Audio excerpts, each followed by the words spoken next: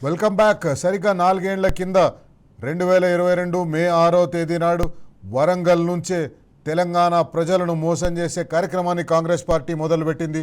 అదే వేదిక దగ్గర అదే వరంగల్ నుంచి రేపు బీఆర్ఎస్ పార్టీ తెలంగాణ రైతు సంగ్రామ సదస్సుతో ఆ కాంగ్రెస్ పార్టీ హామీలను కాంగ్రెస్ పార్టీ వరంగల్ డిక్లరేషన్ ప్రశ్నిస్తుంది. ఆ సభా ప్రాంగణం నుంచే మనకు బీఆర్ఎస్ పార్టీ నాయకులు వాసుదేవరెడ్డి లైవ్లో అందుబాటులో ఉన్నారు. వాసుదేవరెడ్డి గారు నమస్తే.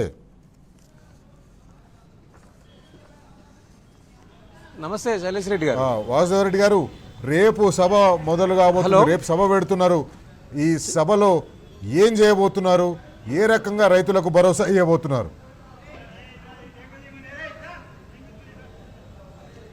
ముందుగా మీకు అదేవిధంగా టీ న్యూస్ ప్రేక్షకులకు గుడ్ ఈవినింగ్ అండి.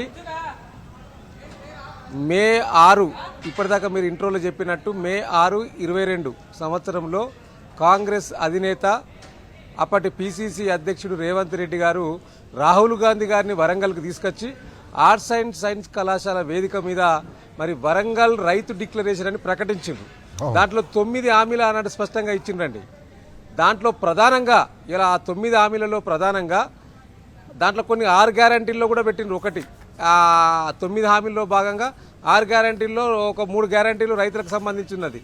అట్లా ప్రధానంగా ఏంది, గతంలో కేసీఆర్ గారు పెట్టుబడి సాయం కింద రైతు బంధు అనే పథకాన్ని తీసుకొస్తే దాని పేరు మార్చి రైతు భరోసా పెట్టిండ్రు. వారు ఆనాడు ఎన్నికలప్పుడు ఏమన్నారు, రైతు భరోసా స్కీమ్ కింద సంవత్సరానికి 15,000 రూపాయలు రైతులకు ఇస్తామని చెప్పి స్పష్టంగా చెప్పిండ్రు. రైతు డిక్లరేషన్లో రాహుల్ గాంధీ గారు చెప్పారు, 6 గ్యారంటీల్లో స్పష్టంగా వాళ్ళు మేనిఫెస్టోలో చెప్పారు. దాని తర్వాత ఇంకోటి ప్రధానమైన హామీ, ఆనాడు కేసీఆర్ గారు ప్రభుత్వంలో ఉన్నప్పుడు కౌలు రైతులు కాదా, కౌలు రైతులకు ఎందుకు ఇయ్యారని చెప్పిన అప్పటి పిసిసి అధ్యక్షుడు రేవంత్ రెడ్డి గారు ఇప్పటి ముఖ్యమంత్రిగా ఉన్నారు. వారు అప్పటి మేనిఫెస్టోలో పెట్టిండ్రు. ఈ యొక్క రైతు డిక్లరేషన్లో రాహుల్ గాంధీ గారు చెప్పారు, కౌలు రైతులకు ఒక సంవత్సరంలో పంట కింద 15,000 ఇస్తామని చెప్పారు. అదేవిధంగా రైతు కూలీలకు 12,000 ఇస్తామని చెప్పారు. ఇలా దీంట్లో ప్రధానంగా కౌలు రైతులది ఇప్పటి వరకు ప్రభుత్వం అసలు దానికి సంబంధించిన చర్చే లేదు. ఏ ప్రాతిపదికన ఇవ్వాలనేది దానికి లేదు. ఇక రైతు కూలీలది అంతే. అంటే ఈ రాష్ట్రంలో రైతాంగాన్ని దగా చేసింది, మోసం చేసింది, నయవంచనకు గురి చేసింది కాంగ్రెస్ పార్టీ, కాంగ్రెస్ ప్రభుత్వము.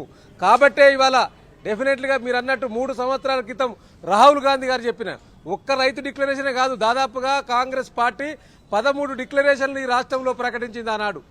ఆనాడు ఓట్ల కోసం ప్రతి గడప దగ్గరికి పోయి ఆపద మొక్కులు మొక్కిన కాంగ్రెస్ పార్టీ ఈరోజు దాదాపుగా 30 నెలల అధికారంలోకి వచ్చింది.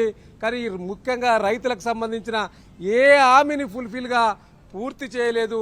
రైతులకు ఇచ్చిన హామీలలో వైఫల్యం చెందింది రాష్ట్ర ప్రభుత్వం, వైఫల్యం చెందింది రాష్ట్ర ముఖ్యమంత్రి అని చెప్పక తప్పదు. అందుకనే మా పార్టీ పెద్దలు కేసీఆర్ గారి ఆలోచన మేరకు, మా పార్టీ వర్కింగ్ ప్రెసిడెంట్ కేటీఆర్ గారి సూచన మేరకు మరి వరంగల్లో ఏ తేదీనైతే రాహుల్ గాంధీ గారు రైతులకు డిక్లరేషన్ ప్రకటించి మోసం చేసిండో అదే తేదీన వరంగల్ వేదికగా మేము సదస్సు పెట్టాలని నిర్ణయించినాం. ఇప్పటికే ఈ వరంగల్ జిల్లాలో ఉన్న రైతాంగం, ఒక వరంగలే కాదు రాష్ట్రంలో ఉన్న రైతాంగం అంతా కూడా అరిగోస పడతా ఉన్నది.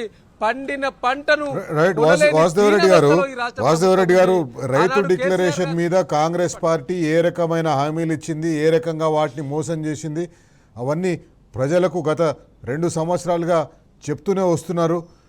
కానీ రైతులకు ఇప్పుడు కావాల్సింది భరోసా. ఎందుకంటే గిట్టుబాటు ధర వస్తలేదు.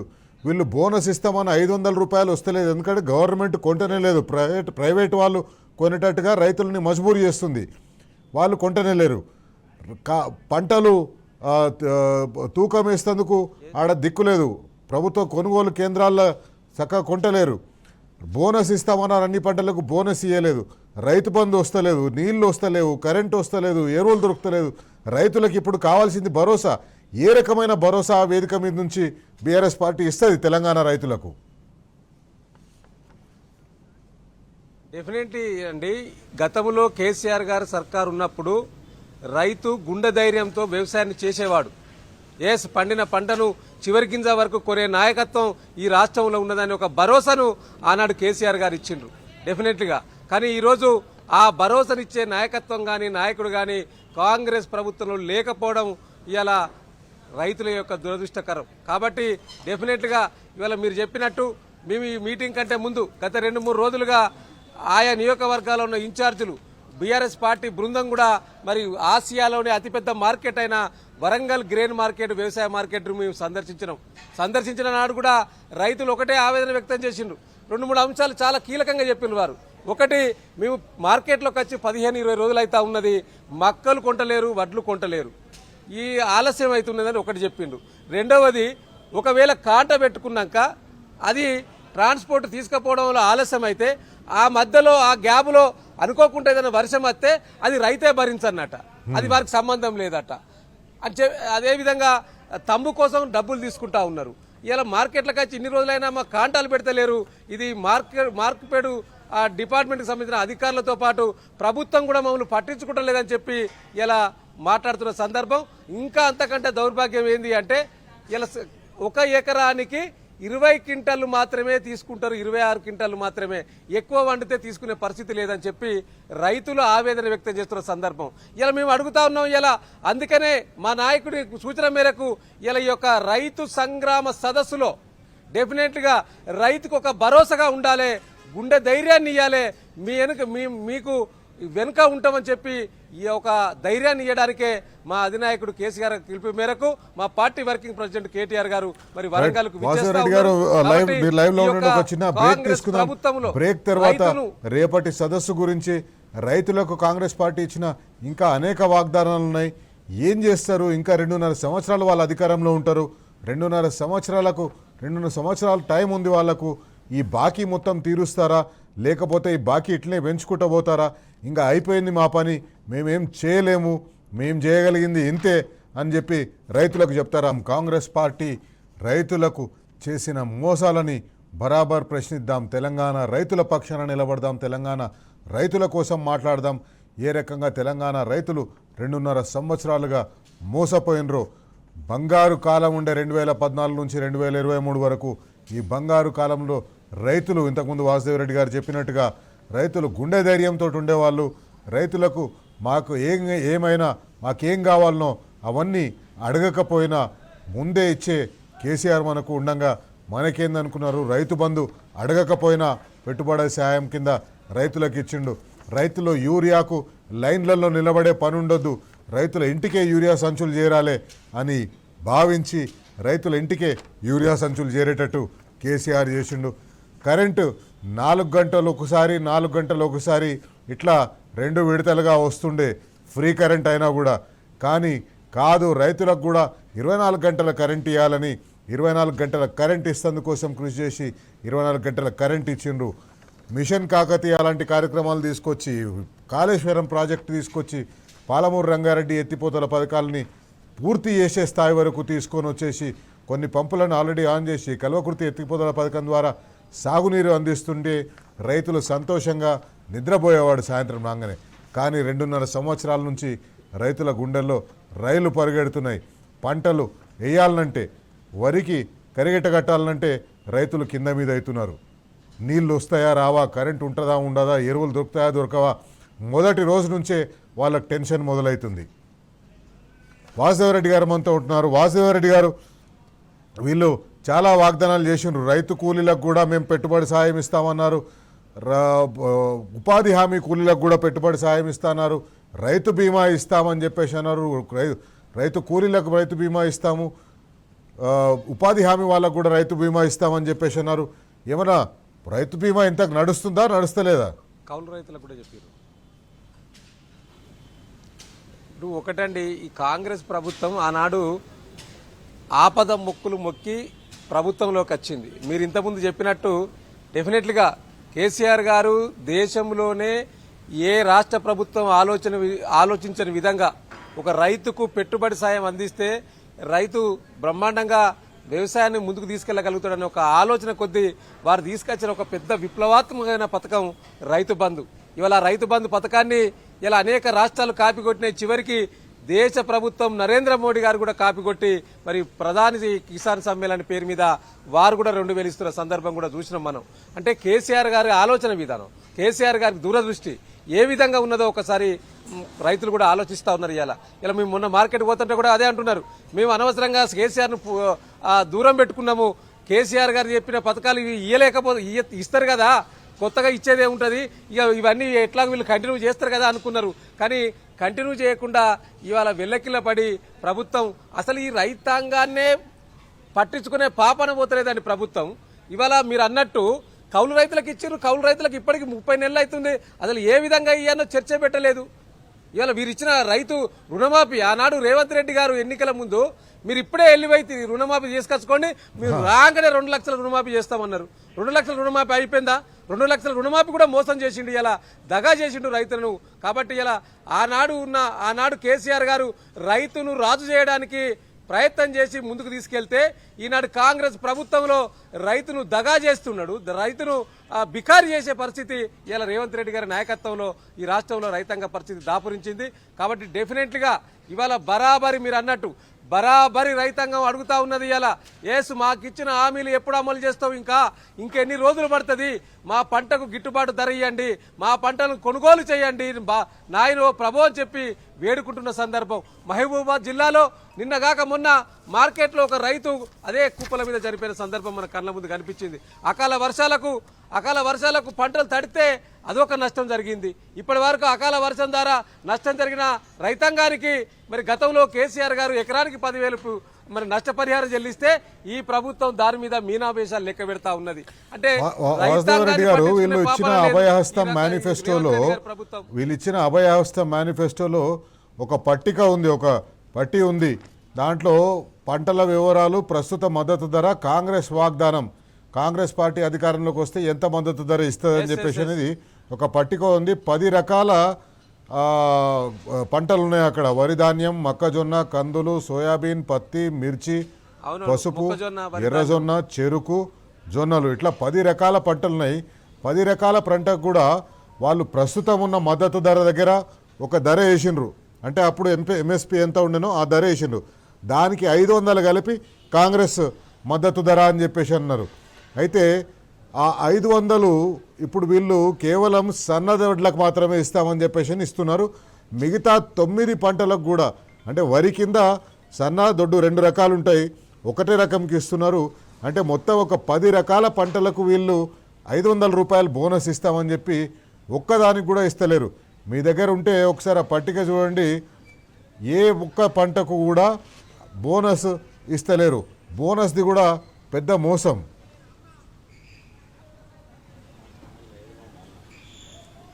ఎస్, మీరు అన్నట్టు కరెక్టు. ఇలా బోనస్ను బోగస్ చేసింది కాంగ్రెస్ ప్రభుత్వము. ఇవాళ బోనస్ పేరు మీద ఆనాడు మద్దతు ధర ఇస్తామని చెప్పిండ్రు.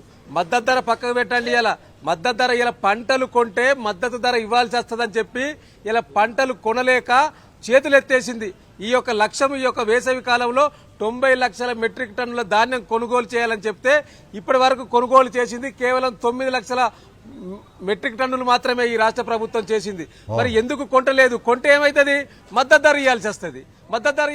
ఇప్పుడు సన్నాలు కొన్నామనుకో, ఆనాడు వీళ్ళు ఏమన్నారు ఎన్నికల ముందు, మేము అన్ని పంటలకు ఇలా బోనస్ ఇస్తామని చెప్పిండ్రు. అన్ని పంటలకు బోనస్ అని చెప్పి బోగస్ చేస్తూ చివరికి తప్పించుకోవడానికి మేము దొడ్డు వడ్లకు ఇవ్వమని చెప్పి మళ్ళీ సన్న వడ్లకు ఇస్తా అన్నాం. కొన్ని ఆ సన్న వడ్ల కన్నా పూర్తి స్థాయిలో ఇచ్చిండ్రా ఈ రాష్ట్ర ప్రభుత్వం అంటే అది కూడా ఎగవేతనే. ఇది మొత్తం ఎగవేతల ముఖ్యమంత్రినే, ఏడీకే ముఖ్యమంత్రి, ఎగవేతల దాటవేతల కాలయాపన చేసే ముఖ్యమంత్రి ఇలా ఈ రాష్ట్రానికి దాపురించిండనే రాష్ట్ర రైతాంగం ఇలా చెప్తున్న సందర్భం కనిపిస్తా ఉన్నది. అన్ని మొక్కజొన్న కానీ, వరి కానీ, చెరుకు కానీ ఇవన్నీ కూడా మేనిఫెస్టోలో అభయాస్తం మేనిఫెస్టోలో పెట్టిండ్రు. ఈ మొత్తం కూడా అది భస్మాసురాస్తం కానీ అభయాస్తం లెక్క కనిపిస్తలేదు. కాబట్టి ఈ రాష్ట్ర ముఖ్యమంత్రి గారు ఇప్పటికీ రివ్యూ లేదు రైతాంగం పట్ల. ఇప్పటికీ ఎందుకు పంట కొనుగోలు చేయండి అని స్టేట్మెంట్లు ఇస్తా ఉన్నాడు. ఇలా మేము సవాల్ విసురుతా ఉన్నాం. ఇలా మీకు రైతాంగం పట్ల చిత్తశుద్ధి ఉంటే డెఫినెట్గా మీ జిల్లాలో మంత్రులు ఉన్నారు కదా, ఇలా మా జిల్లాకు మంత్రులు వస్తూ ఉన్నారు. ఇలా సంగ్రామ రైతు సదస్సును మేము పెట్టుకుంటే దానికి పోటీగా రైతు మేళాలు పెట్టింది ఇలా వరంగల్ జిల్లాలో. ఏం మేలు చేసిండ్రా మీరు రైతులకు? ఏం మేలు చేసిండ్రా రైతు మేళ పెట్టుకున్నారు?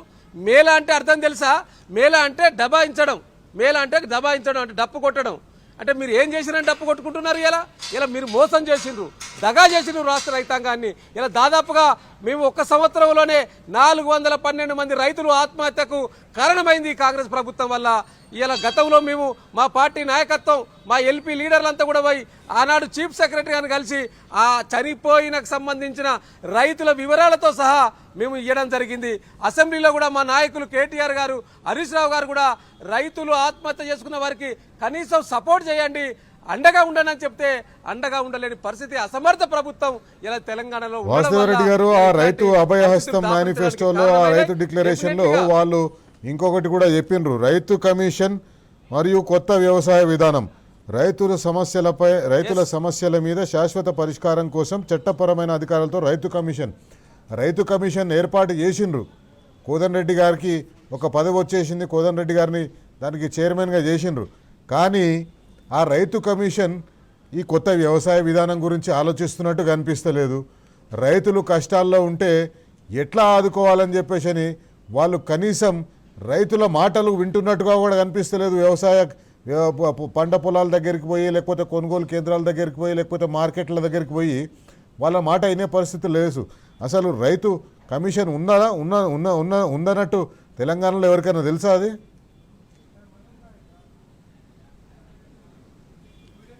శైలేష్ రెడ్డి గారు, ఇలా మీరు అన్నట్టు అభయాస్తం మేనిఫెస్టోలో రైతు కమిషన్ ఏర్పాటు, నూతన వ్యవసాయ విధానం అన్నారు.